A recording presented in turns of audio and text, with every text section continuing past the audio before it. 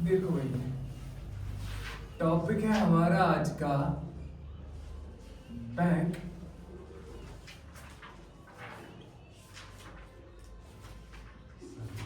Bank reconciliation statement. ये है अपना टॉपिक आज का। अब क्या है शॉर्ट में इसको हम कहते हैं अपने पास बीआरएस। क्या कहते हैं? अब ये बीआरएस क्या है समझते हैं बात को। बहुत ही छोटा सा चैप्टर है बट समझना जरूरी है और इंपॉर्टेंट है वो, ठीक है ना। इसलिए ध्यान से समझना हर एक चीज को जो मैं बता रहा हूं। बीआरएस क्या है, इससे पहले कि बीआरएस को समझे मैं आपको अकाउंटिंग प्रोसेस याद दिलाता हूं। पहले अकाउंटिंग प्रोसेस हमने पढ़ा था ना। अकाउंटिंग प्रोसेस में हमने क्या पढ़ा था बताओ जरा, कहां से शुरू होता था? बोलो भाई, याद है ना आपको?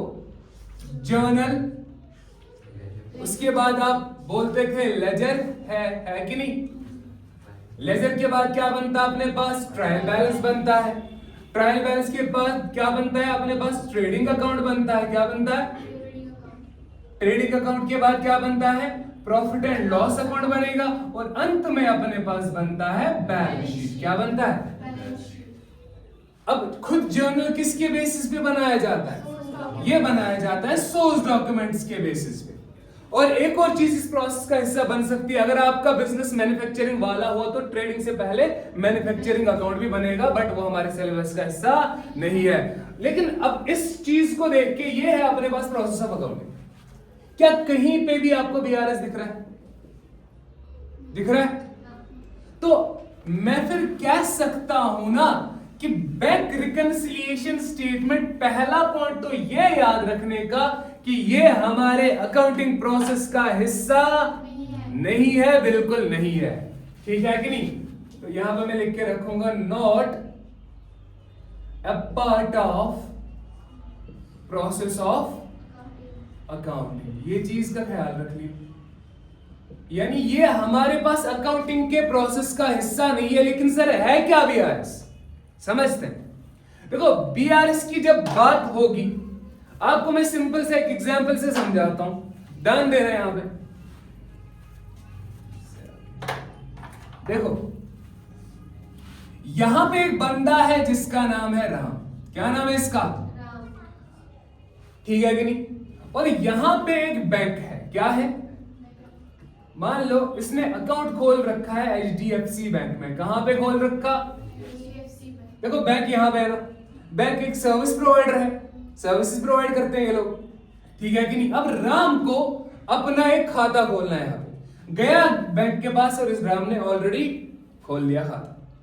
ठीक है कि नहीं? यहां तक बात समझ आई? अब राम जो है, समझना बात को, राम ने जो खाता खोला है ना इस बैंक में, अब बैंक राम का रिकॉर्ड रखती है कि नहीं रखती? राम जितना पैसा जमा करेगा, कब कब निकालेगा, कब कब पैसे डाल रहा है, कब कब क्या क्या चीजें हो रही है बैंक अकाउंट में, मुझे बताओ। बैंक हर एक अकाउंट होल्डर का हिसाब किताब रखती है कि नहीं रखती? हाँ से रखती है। उसके लिए देखो, जब चाहे आप वो अपना रिकॉर्ड अपने पास उनसे मंगा सकते हो। और कैसे मंगा सकते हो? क्या कहते हैं आजकल उसको? अरे बैंक स्टेटमेंट मांगते हैं ना लोग। समझ आई बात? आप यहां पे उसको बोलोगे बैंक स्टेटमेंट बोल लो, या फिर आप पासबुक भी बोल सकते हो। क्या बोल सकते हो? पासबुक भी बोल लो, जहां पे सारी एंट्रीज बैंक की रिकॉर्ड होती है आपके खाते के रिलेटेड। बताओ भाई, समझ आई बात की नहीं है? अब ये राम कौन है? ये है भैया अपने पास अकाउंट होल्डर। कौन है? Account holder. इसको हम क्या नाम देंगे? अकाउंट होल्डर है ये, है कि नहीं? राम कौन? Account holder. खाता कहां? एचडीएफसी बैंक में। बैंक क्या कर रहा है? इसका हर एक ट्रांजैक्शन बाकायदा तौर पर रिकॉर्ड कर रहा है। यहां तक बात समझ आई तो बताओ। डन है यहां तक? आगे बढ़े फिर। चलो, अब बीआरएस बनाया क्यों जाता है? बैंक तो अपने पास रखेगा ना बैंक स्टेटमेंट। अरे रखेगा कि नहीं रखेगा? राम भी कुछ अपने पास बनाएगा ना, ये ट्रांजैक्शन रिकॉर्ड करने के लिए राम के पास बनेगा। मान लो इसके पास छोटा मोटा बिजनेस है, ये वहां पे बनाएगा कैश बुक। क्या बनाएगा? Cash book. कैश बुक आपने पढ़ा है ना? कैश बुक क्या होता है? सर ये स्टेटमेंट है, ये खाता है जहां पे हम कैश के आने का और जाने का, जो भी आने जाने के रिलेटेड जितनी भी ट्रांजैक्शन होती है उन सब ट्रांजैक्शंस को रिकॉर्ड किया जाता है। कहां पे बनता है कैश बुक? बिजनेस में बनता है। इसी तरह राम अपने पास क्या बनाएगा? कैश बुक बनाएगा। और कैश बुक में क्या रिकॉर्ड करेगा? कब कब मेरे पास पैसा आया खाते में, कब कब मेरे से पैसा गया। इसी तरह वही चीजें बैंक भी रिकॉर्ड करेगा ना, लेकिन इसके कहां पे? बैंक स्टेटमेंट में। अरे करेगा नहीं करेगा? अरे बोलो भाई, कहीं ना कहीं से। फिर देखो एक चीज मैं बता दूं, आपके जहन में होगा सर कैश बुक की बात हो रही है, तो कैश बुक में तो 2 कॉलम बनते, कैश कॉलम भी बैंक कॉलम भी। याद रखना भाई, मैं इस चैप्टर में जब भी कैश बुक की बात करूंगा, मैं सिर्फ और सिर्फ बात कर रहा हूं कैश बुक के बैंक कॉलम की। किसकी? कैश बुक के बैंक कॉलम की। कैश कॉलम से मुझे क्या लेना देना? देखो भाई, मैंने 500 रुपए की पेमेंट करी किसी खर्चे के रिलेटेड, बैंक को थोड़ी पता, और बैंक का क्या लेना देना इससे? मुझे किसी ने 1000 रुपए दिया, बैंक को क्या लेना देना इससे? दैट्स व्हाई यहां पे मैं कैश कॉलम की बात नहीं कर रहा, यहां पे मैं बात करूंगा, देखो मुझे मैच करना है ना आगे जाके, समझो बात को। बैंक मेरा हिसाब किताब कहां रख रहा है? Bank statement. मैं अपने पास क्या बना रहा हूं? Cash book. कैश बुक में 2 कॉलम है, कैश कॉलम और बैंक कॉलम। लेकिन बैंक कॉलम में कौन सी ट्रांजैक्शन आएगी जिसमें बैंक का इन्वॉल्वमेंट होगा? या तो पैसा बैंक के द्वारा आया होगा या पैसा बैंक के थ्रू गया होगा। बोलो भाई, बात समझे कि नहीं समझे? दैट्स व्हाई यहां पे हम बात करेंगे सिर्फ और सिर्फ किसकी? बैंक कॉलम की। आपसे मैं पूछता हूं, मान लो 6 महीने 4 महीने हो गए, बहुत सारी ट्रांजैक्शन हो गई, जो बैलेंस यहां पे तुम्हारे पास दिखेगा वही बैलेंस यहां पे भी दिखना चाहिए या नहीं दिखना चाहिए? जो यहां दिखेगा वही यहां भी दिखना चाहिए कि नहीं दिखना चाहिए? अरे बराबर बैलेंस आना चाहिए या नहीं? अगर थोड़ा सा बैलेंस में मिसमैच हुआ, ऐसा कि मिसमैच कैसे हो सकता है? या यहां ज्यादा हो सकता है, इधर कम, या इधर ज्यादा इधर कम। तो मुझे बताओ, राम घबराएगा कि नहीं घबराएगा? वो सोचेगा ना यार शायद बैंक वाले मेरा पैसा खा रहे हैं। अरे सोचेगा नहीं सोचेगा? तो ये जो उसको डिस्कंफर्ट होगा ना बैलेंस का मिसमैच देखते हुए, इस डिस्कंफर्ट को दूर करने के लिए, खुद को संतुष्ट करने के लिए क्या करेगा? वो एक स्टेटमेंट बनाएगा जिससे ये पता चलेगा कि ये जो मिसमैच बैलेंसेस में है, यहां और यहां के बैलेंसेस में जो मिसमैच है, वो मिसमैच क्यों है। खुद को संतुष्ट करने के लिए एक स्टेटमेंट बनाया जाएगा जिसका नाम है बैंक रिकंसिलिएशन स्टेटमेंट। मुझे बताओ कौन बनाएगा इसको? बैंक बनाएगा या अकाउंट होल्डर बनाएगा? अरे बैंक को थोड़ी पड़ी है, वो तो उसके पास तो बैंक के पास हजारों लाखों कस्टमर होंगे, क्या वो लाखों के बैंक स्टेटमेंट बनाएंगे, बैंक रिकंसिलिएशन स्टेटमेंट बनाने लग जाएंगे? अब नहीं। दिक्कत किसको हो रही है? दिक्कत हो रही है राम को। तो बैंक बीआरएसबी कौन बनाएगा? राम ही बनाएगा। याद रखना, एक और पॉइंट बता रहा हूं, यानी बैंक रिकंसिलिएशन स्टेटमेंट कौन प्रिपेयर करेगा? Prepared by account holder.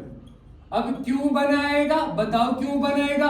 Because cash book balance और बैंक स्टेटमेंट यानी पासबुक बैलेंस में अगर उनके बैलेंसेस में मिसमैच आता है तो वो अकाउंट होल्डर घबरा जाएगा। खुद को संतुष्ट करने के लिए, यानी ये जानने के लिए कि कहां पे अगर गलती हुई है या क्या हुआ है, ये चीज जानने के लिए, खुद को संतुष्ट करने के लिए अपने पास एक स्टेटमेंट बनाएगा, and that statement is to be called as bank reconciliation statement. बात समझे कि नहीं समझे? थोड़ा सा समझ आया क्या है बीआरएस? अरे क्लियर है या नहीं है? ठीक, आगे बढ़े, फिर आगे बढ़े, इसको मैं मिटा दूं। चलो एक और चीज मैं वैसे बता दूं, इससे पहले एक चीज बता दूं, यहीं पे बहुत इंपॉर्टेंट चीज समझाने जा रहा हूं। देखो, मालिक है, अकाउंट होल्डर है कि नहीं? खुद अपने पास क्या बनाता है? कैश बुक बनाता है। ये बैंक है जहां पे इसका खाता है। बैंक क्या बनाता है इसके लिए? जहां पे इसकी ट्रांजैक्शन रिकॉर्ड होंगी। किसकी? इस बंदे की। अच्छा मुझे बता, आपके पास कैश बुक में आपका बैलेंस अगर 5,000 रुपए पड़ा है तो वो डेबिट होगा या क्रेडिट होगा? बताओ। कैश बुक में अगर तुम्हारे पास 5,000 फेवरेबल पड़े, 5,000 तुम्हारा, लोन वगैरह नहीं, 5,000 तुम्हारे पड़े, तो वो डेबिट दिखेगा या क्रेडिट दिखेगा? डेबिट वाले साइड, ऑब्वियसली, बिकॉज क्या है वो तुम्हारे पैसे, दैट मींस एसेट, एसेट बढ़ेगा तो डेबिट बैलेंस दिखेगा। क्या दिखेगा? Debit balance. अरे 1000 बार बोला मैंने, रूल पढ़ा है ना मैंने, एसेट एक्सपेंस, किसी खाते को, किसी आइटम को कब डेबिट बोलोगे कब क्रेडिट बोलोगे ये डिपेंड करता है। एसेट और एक्सपेंस अगर है तो डेबिट बैलेंस है, कैपिटल लायबिलिटी इनकम तो क्रेडिट बैलेंस है। समझे बात? अच्छा मुझे बताओ, यही 5,000 जो तुम्हारे पास कैश बुक में पड़े हैं तुम्हारे लिए क्या है? Debit balance. अब इनका पॉइंट ऑफ व्यू देख लो, इनके लिए क्या है वो? बिकॉज इनके लिए ये कहां पे पड़ा है? तुम्हारे बैंक में पड़े हैं ना, बैंक के लिए वो लायबिलिटी है ना। अब बैंक का पॉइंट ऑफ व्यू देख लो ना, बैंक के लिए क्या है? लायबिलिटी है। लायबिलिटी है तो यही 5,000 जो तुम्हारे लिए खुद के लिए डेबिट था, बैंक के लिए क्या बन जाएगा? उनके यहाँ पे वो क्रेडिट वाले बैलेंस में होगा। अरे सीधी सी बात है ना, बिकॉज उनके लिए लायबिलिटी है। दैट्स वाई जब तुम पैसा निकालते हो ना, ऑलरेडी क्या था? क्रेडिट बैलेंस है ना उनके लिए। जब पैसा निकालते हो ना बैंक से, मैसेज क्या आता है? Your account has been debited. Debit क्यों? बिकॉज बैंक पे लायबिलिटी थी, क्रेडिट बैलेंस था। क्रेडिट को खत्म करने के लिए क्या करोगे? डेबिट करोगे। समझे बात को? और जब पैसा जमा करते हो, your account has been credited. Credit क्यों? बिकॉज बैंक पे कर्जा चढ़ा, बैंक पे कर्जा वजूद में आया। किसका? तुम्हारा, जिसने पैसा जमा किया। दैट्स व्हाई लायबिलिटी बढ़ी तो क्रेडिट करते हैं। पैसा आने के टाइम पे वो तुम थोड़ी कर रहे हो, वो तो बैंक तुमको बता रहा होता है कि भैया हमने तुम्हारे खाते में ऐसा ऐसा किया।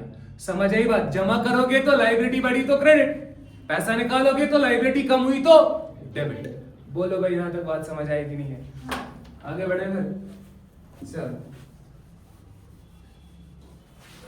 ये चीज याद रखना, पॉइंट नंबर 1 क्या है? It is not a part of process of accounting. And one more thing कि who prepares the bank reconciliation statement? It is always account holder. समझ आई बात? And not the bank. ये चीज का ख्याल रखना। आगे चर्चा करेंगे हम। अब आप बोलोगे, देखो भाई हमारे पास ये है राम जो अकाउंट होल्डर है। ये कौन है? Account holder. ठीक है। और यहां पे कौन है? बैंक। मिटाया क्यों था? फिर से है ना? तो ये है बैंक। अब मान लो सवाल उठता है, सर कौन सी ऐसी चीजें हैं जिनकी वजह से मिसमैच आ सकता है, जिनकी वजह से यहां का बैलेंस अलग दिखेगा, यहां का बैलेंस अलग दिखेगा? देखो बैंक तुम्हारे लिए क्या बनाता है? पासबुक बोल लो या बैंक स्टेटमेंट बोल लो। और ये क्या बनाएगा? ये कौन है? अकाउंट होल्डर है। ये अपने पास क्या बनाएगा? Cash book. और याद रखो, मैं फिर से बता रहा हूं, कैश बुक का कौन सा कॉलम? सिर्फ और सिर्फ बैंक कॉलम। कैश कॉलम की कोई यहां पे नीड ही नहीं है, जरूरत ही नहीं है, बिल्कुल भी नहीं। समझे बात को कि नहीं समझे? अब मान लो यहां पे तुम्हारा मान लो 5,000 दिखा रहा है, यहां पे मान लो 7,000 दिखा रहा है, या 8,000 या 15,000 या 20,000, कुछ भी। अब वो मिसमैच किस लिए आता है? उसके रीजंस क्या क्या हो सकते हैं सर? देखो रीजंस बहुत है मिसमैच के। पहला है टाइमिंग डिफरेंस। क्या है? क्या बोल रहा हूं मैं, ध्यान से समझना, फिर इस पे क्वेश्चन आगे जाके करने वाले हैं ना। पहला है अपने पास रीजन जो मिसमैच के है ना, पहला है टाइमिंग डिफरेंसेस। क्या है? अच्छा टाइमिंग डिफरेंसेस कैसे आ सकती है वजूद में, ये तो समझना पड़ेगा ना।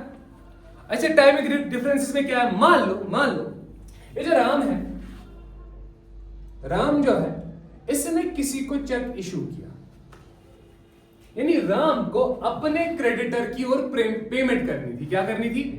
राम ने माल लिया था दिल्ली से, शाम से। किससे?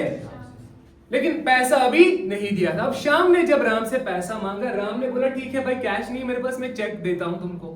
तो राम ने चेक इशू किया, किसके लिए? श्याम के लिए। अब आज तारीख क्या है? आज तारीख क्या है? 7 तारीख, 7 अप्रैल 2026 है ना। 7 तारीख को, 7 अप्रैल 2026 को राम ने चेक इशू किया, किसके नाम का? श्याम के नाम का। तो मुझे बताओ राम को पैसे देने हैं कि पैसे लेने हैं? इशू का मतलब पैसा देना है, तो पैसा देना किसकी ओर? श्याम की ओर। अब श्याम आज चेक लेके जा रहा है, लेकिन अचानक श्याम को काम पड़ गया, 1-2 जगह बिजी लग गया। डेट रखी थी चेक की आज की, लेकिन श्याम जा नहीं पाया बैंक पे, किसी कारण से जा नहीं पाया बैंक पे। अब चेक किसके पास पड़ा है? ये देखो राम के पास कहां से पड़ा है? श्याम के जेब में। श्याम तो गया ही नहीं बैंक पे अभी।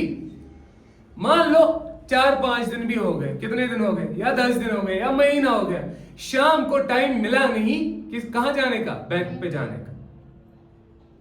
अरे समझ आई बात? लेकिन जिस दिन राम ने चेक दिया था उस दिन वो बैलेंस घटाया होगा उसने कि नहीं घटाया होगा? बिकॉज उसने तो पेमेंट करा। मान लो चेक था 10,000 रुपए का, इसने 10,000 रुपए अपने बैलेंस में घटाया होगा कि नहीं घटाया होगा? घटाया होगा सर। लेकिन क्या बैंक वालों ने घटाया इसका 10,000? अभी नहीं घटाएंगे। क्यों नहीं घटाएंगे? बिकॉज वो जो चेक इसने दिया था शाम को, वो तो शाम के जेब में पड़ा है। वो तब घटेगा जब वो शाम उसको बैंक जाके प्रेजेंट करेगा। क्या करेगा? इसको कहते हैं प्रेजेंट करना, प्रेजेंटमेंट। समझ आई बात? शाम ने अभी चेक को प्रेजेंट किया ही नहीं बैंक पे, तो बैंक वाले थोड़ी ना पैसा काटेंगे, नहीं ना काटेंगे। तो मुझे, लेकिन राम ने अपनी जगह काटा है कि नहीं काटा है? मुझे बताओ 10,000 का डिफरेंस कुछ समय तक रहेगा कि नहीं रहेगा? शाम का बोलेगा अरे वाह 10,000 एक्स्ट्रा दिख रहे। समझ आई बात? ऐसा थोड़ी है, बिकॉज वो अभी कटा नहीं है। एक और चीज, बैंक रिकंसिलिएशन स्टेटमेंट मैंने पहले ही बताया आपको, it's not a part of process of accounting. और बनाता कौन है? अकाउंट होल्डर बनाता है। इसमें एक और चीज जोड़ दो, ये कब बनाया जाता है सर? ये तुम साल भर में 1000 बार भी बना सकते हो, तुम्हारी मर्जी। जब तुमको लगेगा दिक्कत हो रही है तब तुम बना सकते हो।